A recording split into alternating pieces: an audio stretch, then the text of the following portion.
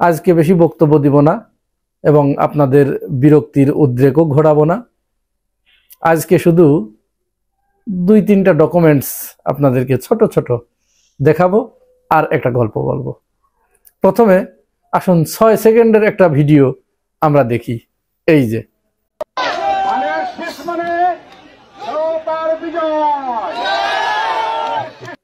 কি বুঝলেন?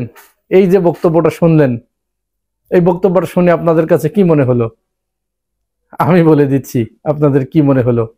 একটা গল্পটা হচ্ছে এক স্কুলে, মনে করেন প্রাইমারি স্কুল, ওখানে ছাত্ররা কেউ র উচ্চারণ করতে পারে না। এখন শিক্ষক ছাত্রদের র উচ্চারণ করা শেখায়।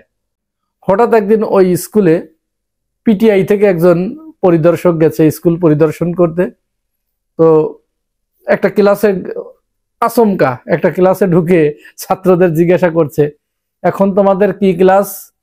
বলছে স্যার বাংলা। স্যারের তো শুনে মাথা খারাপ হয়ে গেছে, এইটা আবার কোন ধরনের কথা। রাগ করে বের হয়ে আর এক ক্লাসে ঢুকছে।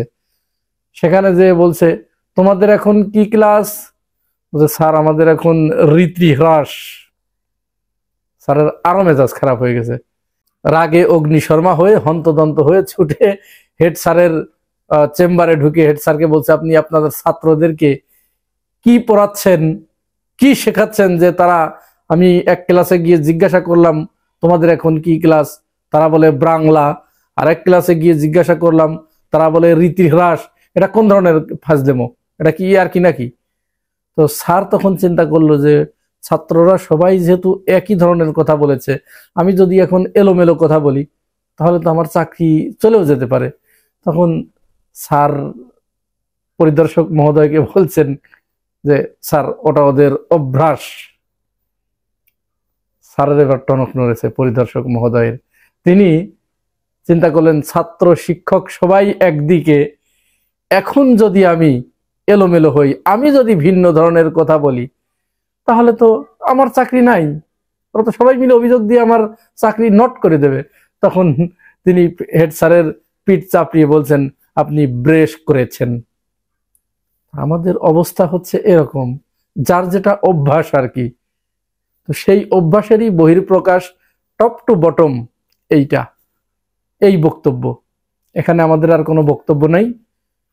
আর একটা, এই যে অভ্যাস আর আপনি ব্রেশ করেছেন, তার আরেকটা চলজ্যান্ত উদাহরণ হচ্ছে জামাত ইসলাম আগামী 11 তারিখে ঢাকায় একটা চলো চলো ঢাকা চলো প্রোগ্রামের আয়োজন করেছে। ঘোষণা দিয়েছে যে অন্তর্বর্তীকালীন সরকার যদি আগামী জাতীয় নির্বাচনের আগেই জুলাই সনদ বাস্তবায়নের লক্ষ্যে হা না ভোটের আয়োজন যদি না করে, তাহলে তারা একটা প্রতিবাদ স্বরূপ 11 তারিখে চলো চলো ঢাকা চলো কর্মসূচি ঘোষণা করেছে।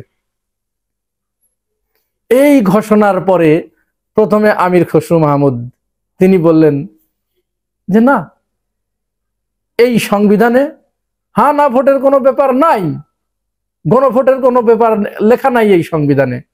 সুতরাং কোথায় কোথায় রাস্তায় নামা বন্ধ করুন এবং যেটা সংবিধানে নাই সেটা বলা বন্ধ করুন, দেখুন। আর ঠিক তারপরেই তারে ধরেছে একেবারে আবু হেনা রাজ্জাকি। তিনি বলছেন ঠিক আছে, খুব চমৎকার, যে এই সংবিধানে হা না ভোট নাই, তাহলে ওটার কথা বলা যাবে না। এই সংবিধানে 2026 সালেও কোনো ভোটের কথা বলা নাই, ভোটের কথা বলা আছে 2029 সালে, তাহলে 2026 সালে কিসের ভোট? ভাইরে, যেমন বুনো ওল তেমনি বাঘাইরে তেতুল, এরকম না হলে রাজনীতি জমে। আমি জানি না এদের কবে হুঁশ হবে। আবার একটা বক্তব্য দেখলাম, ইশরাক হোসেনের একটা বক্তব্য ফেসবুকে ঘুরে বেড়ানো দেখলাম। সেখানে তিনি বলছেন যে চলো চলো ঢাকায় চলো, 11 তারিখে তারা ঢাকায় আসবে। ঢাকা কি তাদের বাপের? ঢাকা কি তাদের বাপের? না, ঢাকা তাদের বাপের হবে কেন? ঢাকা তো ছিল আমাদের সাদেক হোসেন খোকা ভাইয়ের, অর্থাৎ আপনার বাপের। তো আপনার বাপের ঢাকা বলেই আপনি এই যে সজীব ভুঁইয়াকে অবরুদ্ধ করে নগর ভবন দীর্ঘদিন প্রায় 41 দিন অবরুদ্ধ করে রেখে সেখানে কাউকে ঢুকতে দেন নাই এবং নিজের মেয়র হিসেবে নিজের নাম নিজেই ঘোষণা করেছেন এবং চেয়ারে বসে পড়েছেন। এটা পৈতৃক সম্পত্তি ছিল। এই ধরনের নোংরা রাজনীতি আমরা জানি না আমাদের বাংলাদেশ থেকে কবে দূর হবে।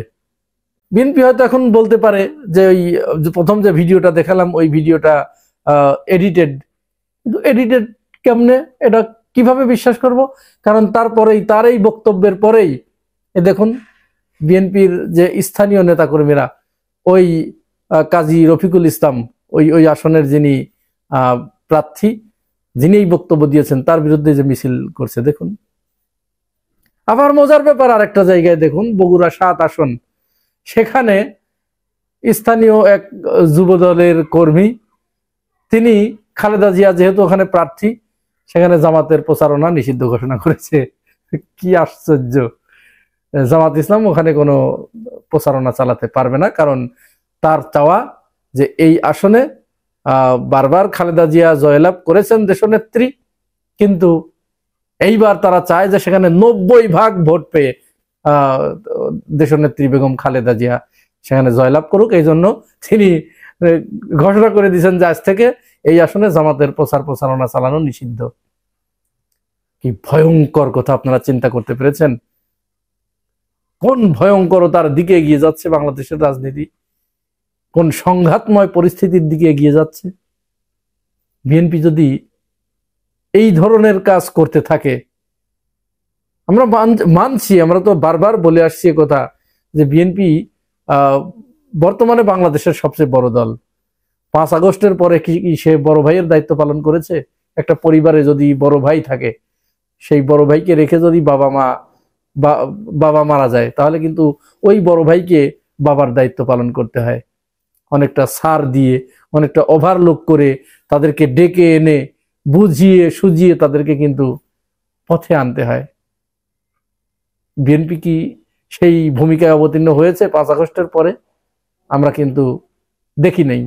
আপনারা কি কেউ দেখেছেন বিএনপির এরকম দায়িত্বশীল আচরণ করতে?